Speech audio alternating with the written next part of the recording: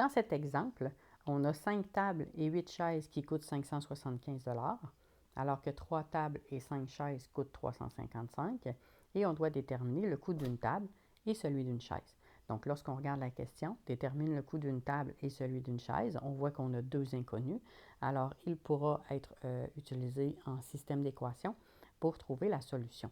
Donc, en plus, on a deux situations. Donc, on a la situation où on a 5 tables et 8 chaises qui coûtent 575 et 3 tables et 5 chaises qui coûtent 350.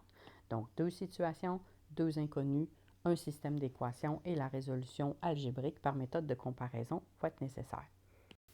Alors, on va commencer par identifier les variables. Alors, la question, c'est détermine le coût d'une table et celui d'une chaise. Donc, on cherche le coût d'une table et le coût d'une chaise. Alors, on va avoir X qui est le coût d'une table en dollars et Y, le coût d'une chaise en dollars aussi. La deuxième étape va être de sortir les équations. Alors, on va aller repérer. Il y avait deux situations. Donc, 5 tables et 8 chaises coûtent 575, alors que 3 tables et 5 chaises coûtent 350. Donc, on a deux situations. On va avoir une équation pour chaque situation. Alors, pour la première situation, on a 5 tables. Donc, pour le prix des 5 tables, c'est 5 fois le prix. Ça va me donner le prix que coûtent les 5 tables. Alors, 5x plus les 8 chaises, donc 8y, qui va me donner 575. Pour la deuxième situation, donc la deuxième équation, on a 3 tables, donc 3x plus 5y, qui va donner 350.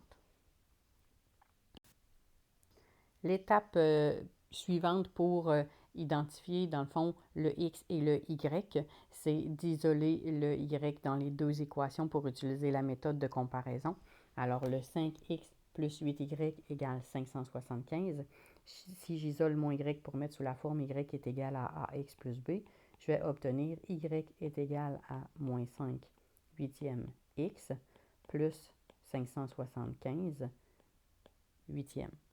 Si j'isole le y dans la deuxième équation, je vais obtenir y est égal à moins 3 cinquièmes x plus 70. Je poursuis en faisant ma résolution, c'est-à-dire que je vais prendre les deux parties de droite de mes deux équations et les égaliser pour isoler ensuite le x. Alors, je vais garder mes x à gauche et ceux qui n'ont pas de x, je vais les envoyer à droite. Donc, mon moins 5 huitièmes x va rester là. Le 575 sur 8, je vais l'envoyer de l'autre côté en faisant moins 575 sur 8. Et le moins 3 cinquièmes x, je vais l'envoyer à gauche en faisant plus 3 cinquièmes x. Alors, moins 5 huitièmes x plus 3 cinquièmes x va me faire moins 1 sur 40x.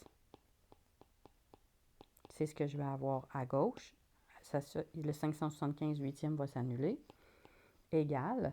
3 cinquièmes va s'annuler aussi, donc 3 cinquièmes x.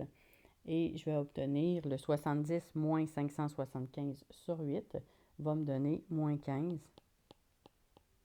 sur 8. Je termine en faisant une division par moins 1 sur 40 pour isoler mon x. Ici, ça va s'annuler. Il va me rester x qui est égal à 75. Donc, le x égale 75 correspond au x qui est le coût d'une table. Donc, une table coûte 75 $. Alors, pour trouver le coût d'une chaise, je vais utiliser le x égale 75 que j'ai trouvé et je vais aller le remplacer dans la première équation. Donc, y est égal à moins 5 huitièmes x plus 575 huitièmes. Je vais remplacer mon x par 75 et faire ensuite le calcul. Donc, y est égal à moins 5 huitièmes fois 75 plus 575 sur 8. Je vais obtenir un y à 25. Et je vais aller vérifier maintenant, en utilisant le x égale 75 et le y égale 25, les remplacer dans la deuxième équation, donc celle qui est en jaune, pour pouvoir vérifier que la réponse est bonne. Alors, je remplace mon Y par 25. Moins 3 cinquièmes fois 75 plus 70. Je fais le calcul à droite pour vérifier si ça donne 25. Donc, 25. En faisant le calcul à droite, j'obtiens encore 25. C'est égal, donc ma réponse est bonne. Il me reste à inscrire la réponse finale en phrase complète. Donc, maintenant, je sais que X, qui est le coût d'une table, est égal à 75 $ et le coût d'une chaise est égal à 25 $.